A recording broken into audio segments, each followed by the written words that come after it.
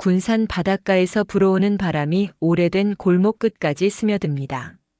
기와 지붕은 바람결마다 미세하게 흔들렸습니다. 낡은 담벼락을 따라 이끼가 피어 있고 겨울 냄새가 골목 안에 가득했지요. 그 길 끝에 있는 단층 집 한 채, 그곳이 이문석의 집이었습니다. 새벽마다 그는 창문을 열어 바닷바람을 맞습니다. 찻잔을 손에 들고 바깥을 바라보며 하루를 시작합니다. 오늘은 덜 춥네. 그 말이 허공에 흩어집니다. 그의 목소리는 낮고 느렸습니다. 집안은 정리되어 있었지만 생기가 없었습니다. 아내의 사진이 식탁 위에 놓여 있었습니다. 사진 속 여인은 웃고 있었지요. 이문석은 그 앞에서 늘 짧게 인사를 했습니다. 여보, 잘 잤지요? 말은 짧았지만 습관처럼 매일 반복되었습니다. 이문석은 젊은 시절부터 목수였습니다.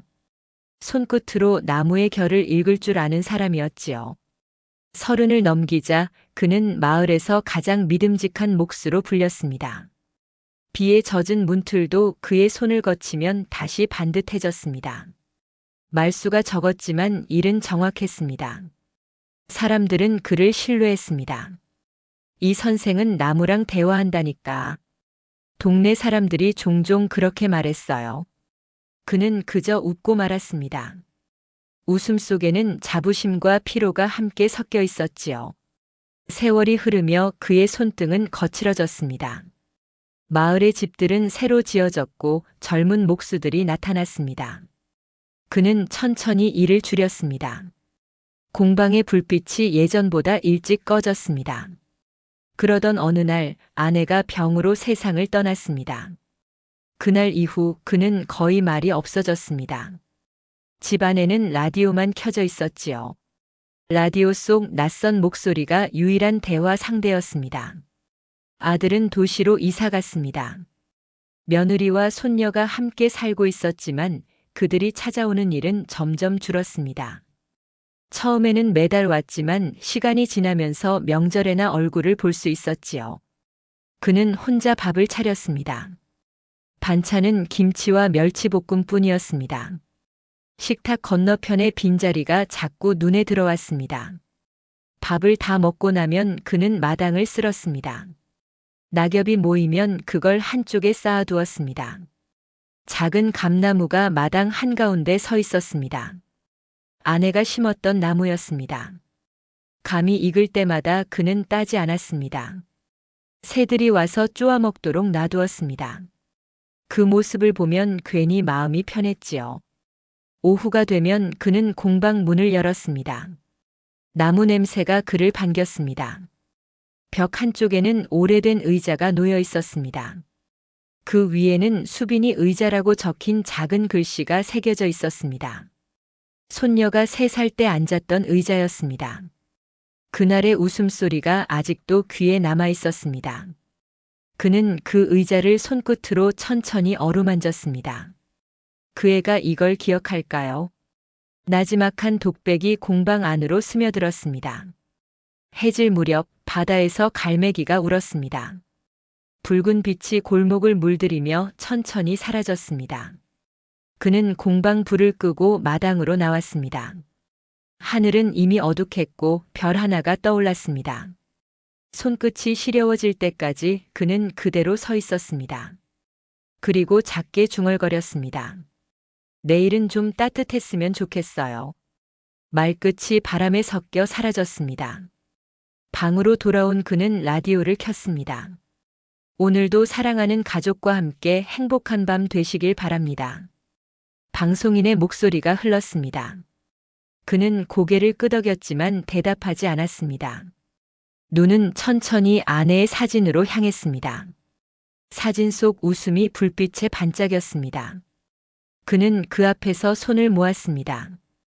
그때 식탁 위 휴대전화가 짧게 빛났습니다. 화면에는 작은 점 하나가 깜빡였지요. 그러나 그는 그것을 확인하지 않았습니다. 내일 보지요. 그렇게 말하며 불을 껐습니다. 어둠 속에서 시계 초침이 일정하게 움직였습니다. 그는 모르게 미소를 지었습니다. 그 작은 빛이 내일을 예고하고 있음을 그때는 알지 못했습니다. 새벽 공기가 눅눅했습니다. 이문석은 빗소리에 잠이 깼습니다. 창문 틈새로 물방울이 떨어지고 마당의 감나무 잎이 흔들렸습니다. 그는 자리에서 일어나 주전자를 올렸습니다. 물이 끓기 시작하자 김이 천천히 올라왔습니다. 주전자 뚜껑이 덜컥거렸습니다. 그 소리를 들으며 그는 어제 보지 않았던 휴대전화를 떠올렸습니다. 식탁 위에 놓여있던 그것이 이상하게 마음을 당겼습니다. 아내의 사진 옆에 놓인 조그만 기계, 어쩐지 낯설고 가까웠지요.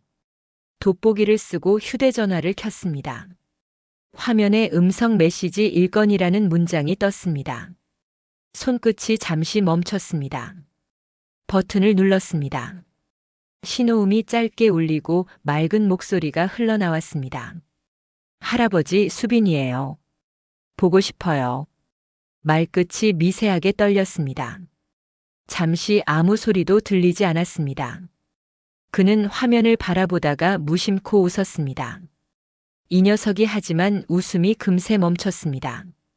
짧은 녹음 한 줄이었지만 그 안에는 그동안 들리지 않던 마음이 담겨 있었지요. 그는 의자에 앉았습니다. 다시 재생을 눌렀습니다. 같은 말이 반복되었습니다. 보고 싶어요. 그 한 문장이 공방 안을 맴돌았습니다. 그는 천천히 고개를 숙였습니다. 그동안 마음 어딘가가 닫혀 있었는데 그 문이 조금 열린 듯 했습니다. 그러나 곧 허전함이 밀려왔습니다. 직접 들은 목소리가 아니었기 때문이었습니다. 그는 라디오를 껐습니다. 대신 공방 불을 켰습니다. 손에 잡히는 대로 나무를 깎기 시작했습니다. 톱질 소리가 좁은 공간에 울렸습니다. 하지만 손끝이 일정하지 않았습니다. 결이 비틀리고 나무 조각이 부서졌습니다. 그는 한숨을 쉬었습니다. 안 되겠어요. 집중이 안 되네. 점심 무렵 전화가 울렸습니다. 며느리였습니다. 아버님, 수빈이가 어린이집 숙제로 가족 음성 메시지를 보냈어요. 그래요, 들었어요. 요즘 바빠서 자주 못 찾아뵈서 죄송해요. 괜찮아요. 그럴 수도 있지요. 대화는 길지 않았습니다. 통화를 끊은 뒤에도 그는 한동안 전화를 쳐다보았습니다.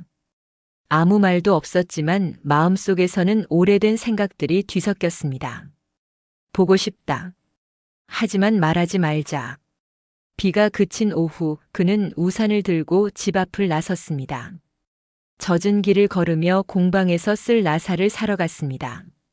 오래된 철물점 앞에서 발을 멈췄습니다. 셔터가 반쯤 내려가 있었습니다. 안쪽에서 주인이 고개를 내밀었습니다. 어르신, 또 일거리 있으세요? 예, 조금요. 허리 조심하세요. 그 연세에 목수일은 힘들죠. 그냥 손이 심심해서요. 그는 짧게 웃었습니다. 주인은 말없이 나사를 건넸습니다. 돌아오는 길에 빗방울이 다시 떨어졌습니다. 그는 모자를 눌렀으며 천천히 걸었습니다. 공방 문을 열자 나무 냄새가 퍼졌습니다.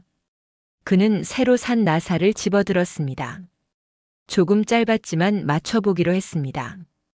드릴을 돌리자 금속과 나무가 부딪히며 소리가 났습니다. 진동이 손끝을 타고 전해졌습니다. 손목이 시큰거렸습니다. 하지만 그는 멈추지 않았습니다. 나무 다리를 조이고 의자를 세웠습니다. 균형이 맞지 않아 종이 한 장을 접어 다리 밑에 끼웠습니다. 완벽하지 않았지만 마음 한구석이 조금 채워졌습니다. 해가 기울 무렵 공방 불빛이 골목을 비췄습니다. 라디오에서 첼로 선율이 흘러나왔습니다. 그는 손녀의 목소리를 떠올렸습니다. 할아버지, 보고 싶어요. 짧은 말이었지만 그 속엔 무언의 부탁이 담겨 있었습니다. 그는 혼잣말처럼 중얼거렸습니다. 그래, 나도 보고 싶어요. 수빈아. 목소리가 낮고 부드럽게 깔렸습니다. 밤이 되자 집안이 조용해졌습니다. 시계 초침 소리만 또각거렸습니다. 그는 식탁에 앉아 찻잔을 손에 쥐었습니다. 눈앞에 휴대전화를 바라보다가 조용히 생각했습니다. 내가 먼저 전화를 걸면 놀라려나. 그 생각이 잠시 머물다 사라졌습니다. 그는 대신 메모지를 꺼내 그네 도면을 그리기 시작했습니다. 수빈이 오면 마당에 걸어줄 생각이었지요. 펜 끝이 종이를 스쳤습니다. 그는 작게 웃었습니다. 내일은 공방 불을 조금 더 일찍 켜야겠다고 마음속으로 다짐했습니다. 그는 알지 못했습니다. 그 결심이 곧 그의 하루를 완전히 바꿔놓을 거라는 걸요. 그리고 내일 작은 벨소리 하나가 그 약속을 현실로 끌어당길 거라는 것도요. 이문석은 아침부터 공방 불을 켰습니다. 바람이 차가웠지만 마음은 묘하게 들떠 있었습니다. 오늘은 의자 완성을 마무리하려 했습니다. 손녀가 오면 앉힐 자리였지요. 손에 쥔 사포를 천천히 움직이며 나무 결을 다듬었습니다. 나무 가루가 빗속에서 떠올랐습니다. 그는 숨을 고르며 작업대를 정리했습니다. 그런데 갑자기 손끝이 미끄러졌습니다. 나무 모서리가 손바닥을 베었습니다. 피가 맺혔습니다. 그는 이를 악물고 헝겊으로 감았습니다. 이런 날도 있지요. 짧게 중얼거렸습니다. 창밖에서는 바람이 세게 불었습니다. 감나무 가지가 흔들리고 낙엽이 흩날렸습니다.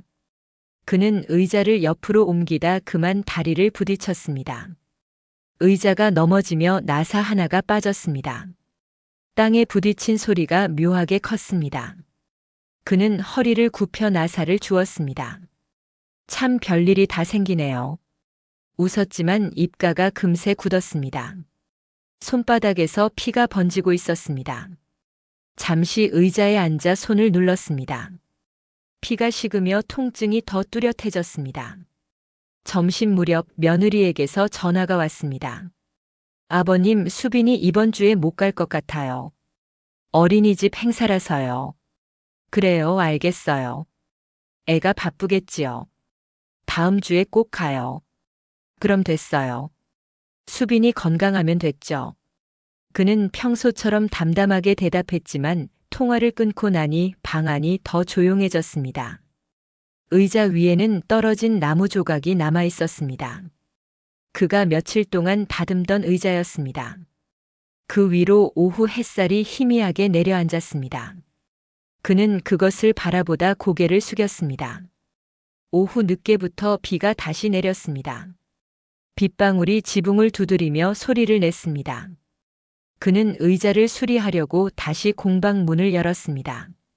손이 제대로 움직이지 않았습니다. 베인 자리가 덧나 있었습니다. 드릴을 잡았지만 힘이 들어가지 않았습니다. 드릴 끝이 나무를 벗어나며 공기를 갈랐습니다. 그는 놀라며 멈췄습니다. 손목이 떨렸습니다. 오래전 아내가 하던 말이 떠올랐습니다. 당신 손 다치면 일 못하잖아요. 쉬어야지요. 그 목소리가 귓가에 남았습니다. 그는 잠시 도구를 내려놓았습니다. 라디오에서는 저녁 뉴스를 전했습니다. 내일은 더 큰 비가 내릴 전망입니다. 문석은 창문을 닫았습니다. 유리창에 자신의 얼굴이 비쳤습니다.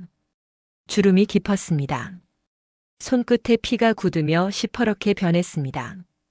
그는 거즈를 감은 손을 바라보다가 조용히 웃었습니다. 이 나이에 뭐가 급하다고. 하지만 웃음은 오래가지 않았습니다. 마음속에서 낯선 두려움이 올라왔습니다.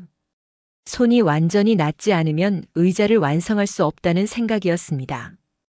그 생각이 오래 머물렀습니다. 밤이 되자 빗소리가 더 거세졌습니다. 그는 불을 끄고 방으로 돌아왔습니다. 식탁 위에 휴대전화가 빛났습니다. 화면에는 수빈의 사진이 배경으로 떠 있었습니다. 그는 휴대전화를 손에 쥐었다가 이내 내려놓았습니다. 전화해 볼까? 속삭이듯 말했지만 손가락은 움직이지 않았습니다.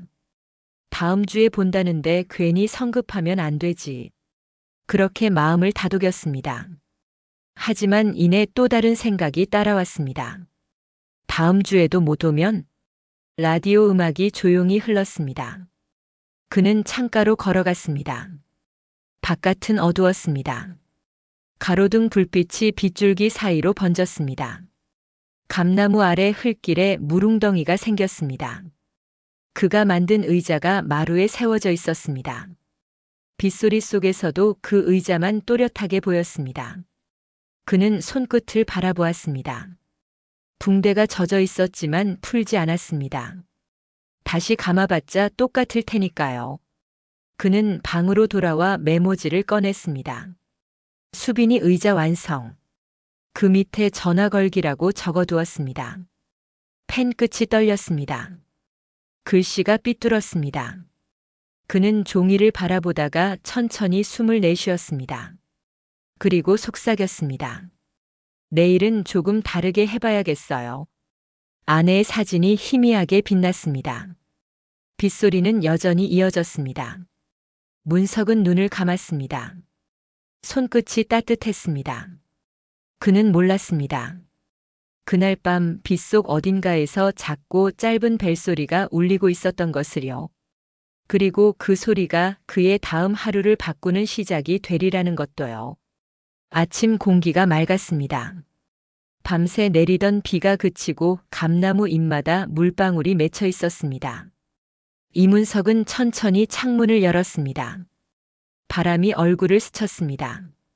공방으로 향하는 발걸음이 조금 가벼웠습니다. 손의 상처는 아직 아물지 않았지만 붕대를 새로 갈아 감았습니다.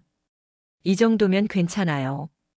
그는 혼잣말을 하며 공방 문을 열었습니다.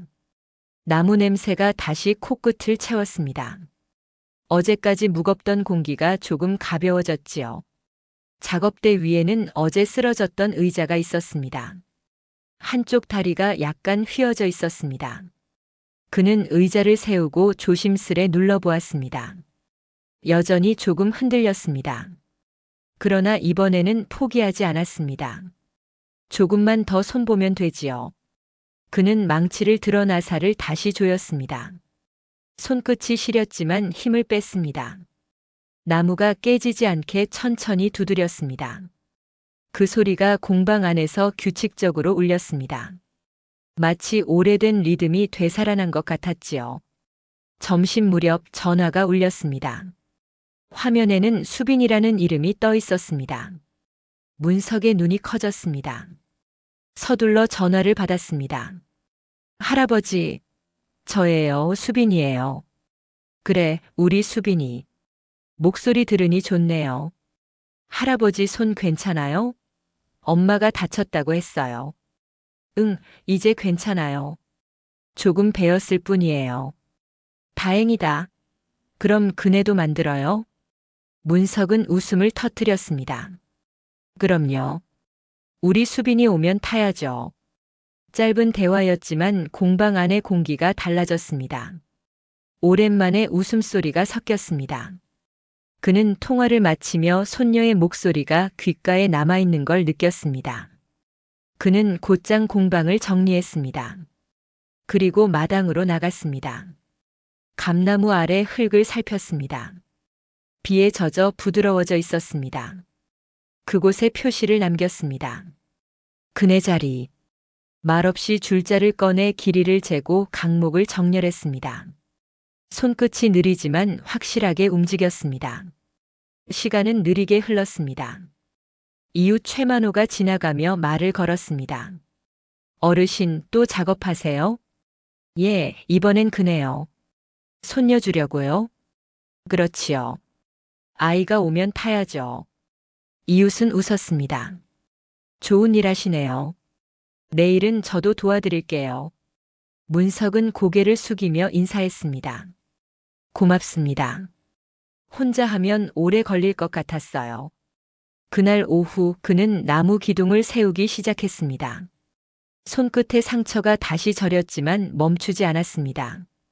구멍을 뚫고 쇠줄을 걸고 나무 좌판을 매달았습니다. 해가 서쪽으로 기울 무렵 작은 그네가 완성되었습니다. 바람이 불자 좌판이 천천히 흔들렸습니다. 그는 두 손으로 줄을 잡고 흔들림을 멈췄습니다. 이제 됐어요. 짧은 한마디였지만 그 안엔 긴 하루의 안도가 담겨 있었습니다. 저녁이 되어 그는 식탁에 앉았습니다. 오랜만에 밥맛이 있었습니다. 라디오에서는 느린 피아노 선율이 흘러나왔습니다. 아내의 사진을 바라보며 그는 말했습니다. 여보, 나 오늘 그네 만들었어요.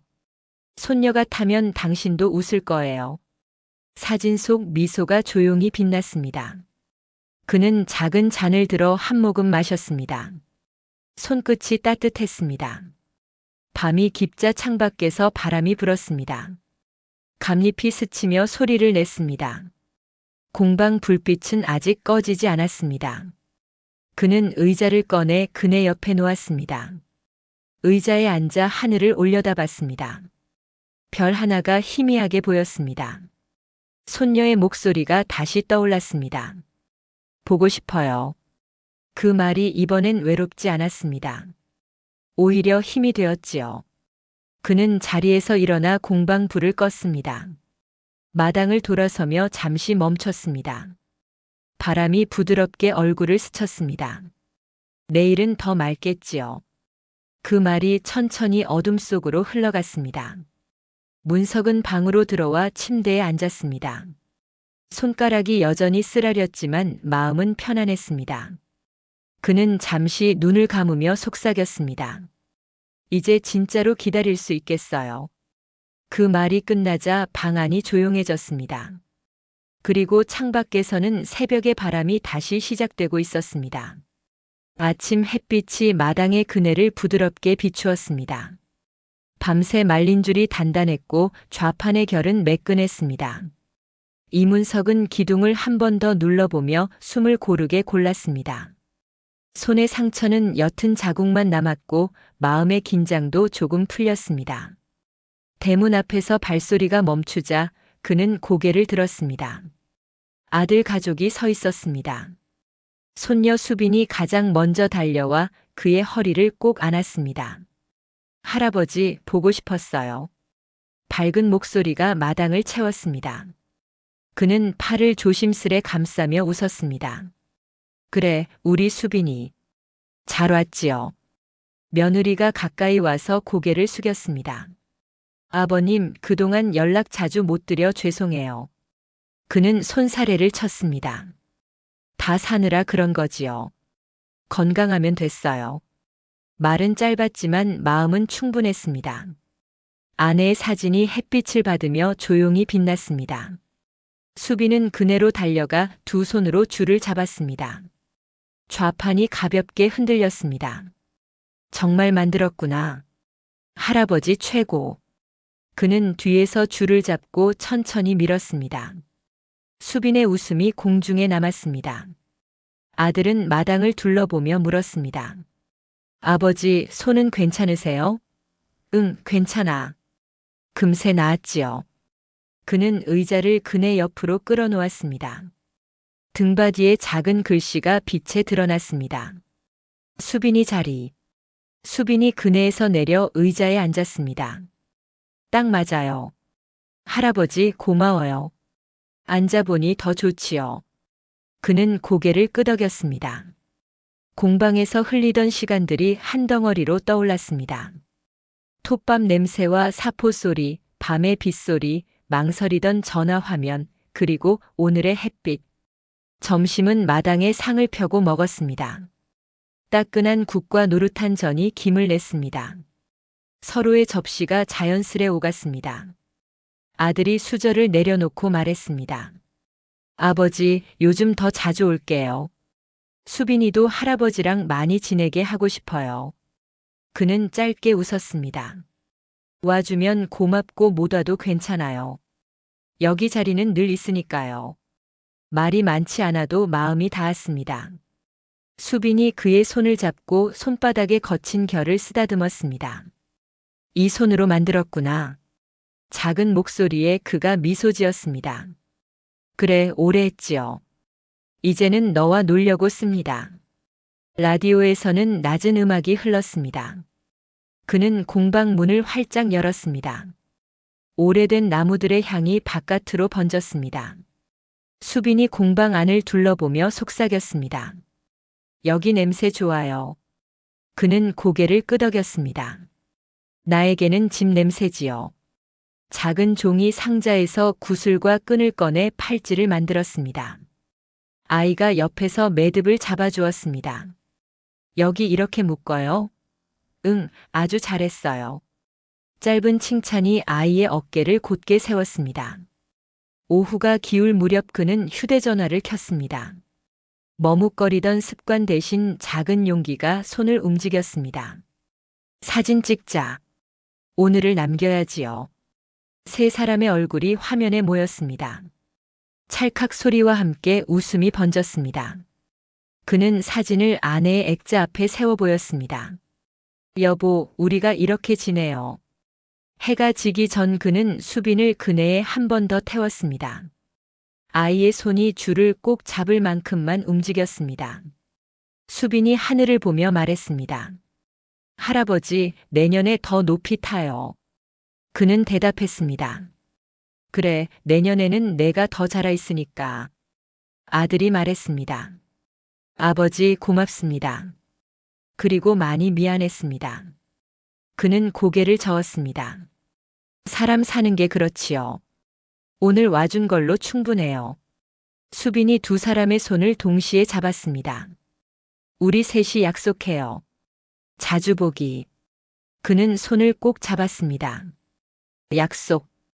짧은 단어가 저녁 공기에 닿아 묵직해졌습니다. 불이 켜진 공방 창이 따뜻하게 반짝였습니다. 그는 대문을 닫았습니다. 그는 하늘을 올려다보며 속삭였습니다. 고맙습니다. 내일도 부탁해요. 의자와 그네는 이제 기다림의 자리가 아니라 만남의 자리였습니다. 내일은 오늘의 연장선일 것입니다.